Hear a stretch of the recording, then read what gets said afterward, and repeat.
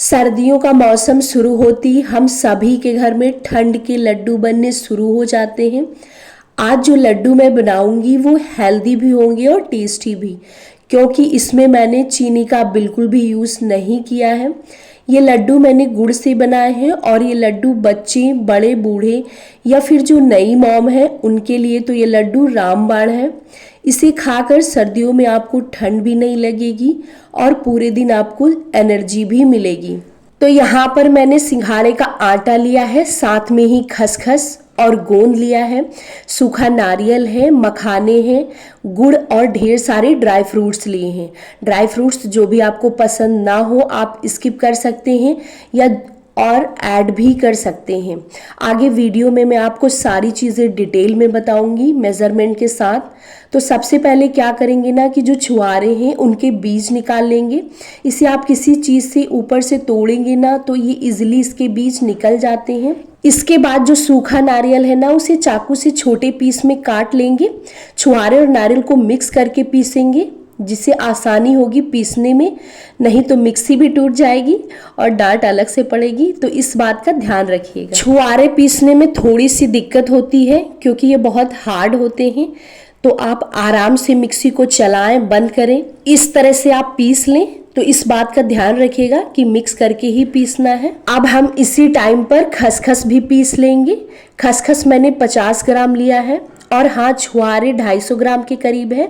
साथ ही एक गोला लिया था मैंने नारियल का। बाकी आप कोई भी चीज़ कम या ज़्यादा ले सकते हैं, कोई इशू नहीं है। अब हम कढ़ाई में डालेंगे आधा चम्मच घी।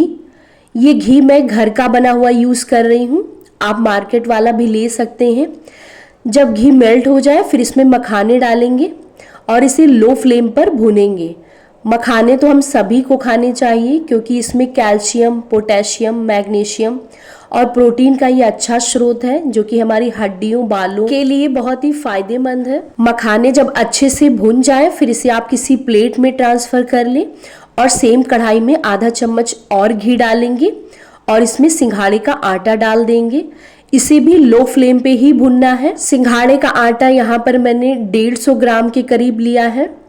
इसे लो फ्लेम पे भुनना है और तब तक भुनना है जब तक इसका कलर ना चेंज हो जाए और इसमें से सोंधी खुशबू ना आने लगे।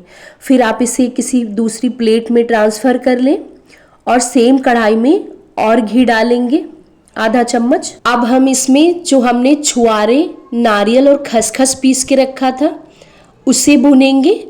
फ्लेम को आपको लो ही रखना है। भुनने से क्या होता है ना कि जो नमी होती है वो निकल जाती है और लड्डू हमारे जल्दी ख़राब नहीं होते हैं, तो इसीलिए सारी चीज़ों को भुनना ज़रूरी होता है। एक बार आप इस तरह से ज़रूर ट्राई करिएगा और देखिएगा लास्ट तक आपके लड्डू सॉफ्ट बने रहेंगे और बिल्कुल भी ख़राब नहीं होंगे। अब इसे भी हम किसी परात वगैरह में ट्रांसफ़र कर लेंगे। सेम कढ़ाई में 1 चम्मच और घी डालेंगे और इसमें गोंद के फूले बनाएंगे।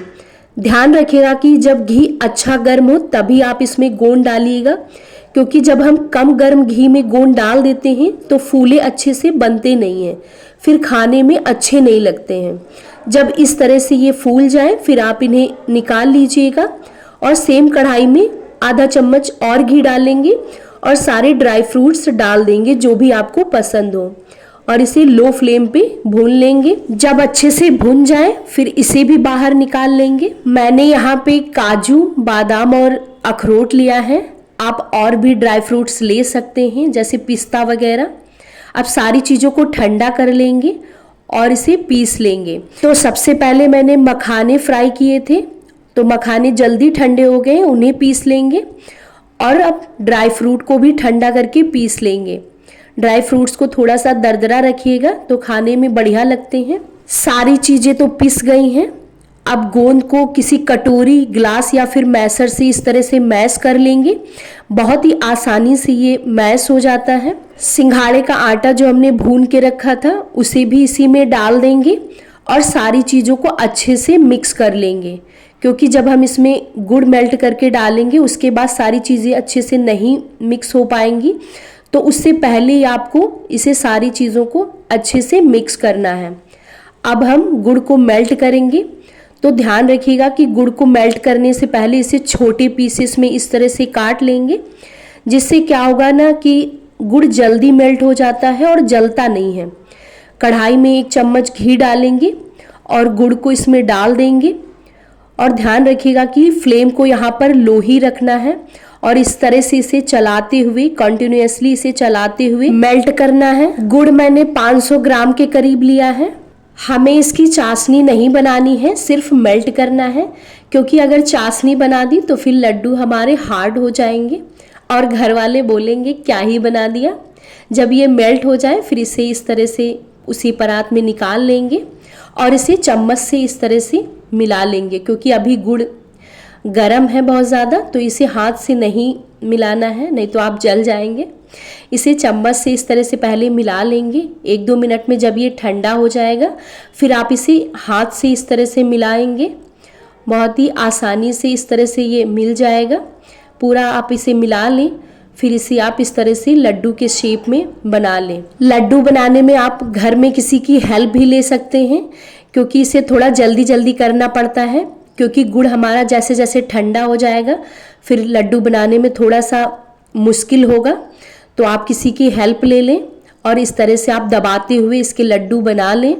और अगर आपको लास्ट में ऐसा लगे कि लड्डू नहीं बन रहे हैं या ठंडा हो गया है, तो इसे आप थोड़ा सा हल्का सा गर्म कर लें, मतलब हल्का सा गुनगुना कर लें, तो आप आसानी से बना पाएंगे। वैसे इसकी ज़रूरत नहीं पड़ेगी, आप आसानी से इसे बना पाएंगे। ये देखिए, एक मैं तोड़ के आपको दिखा रही हूँ, बहुत ही सॉफ्ट बने हैं। वीडियो पसंद आई हो तो प्लीज़ लाइक करिएगा, चैनल को सब्सक्राइब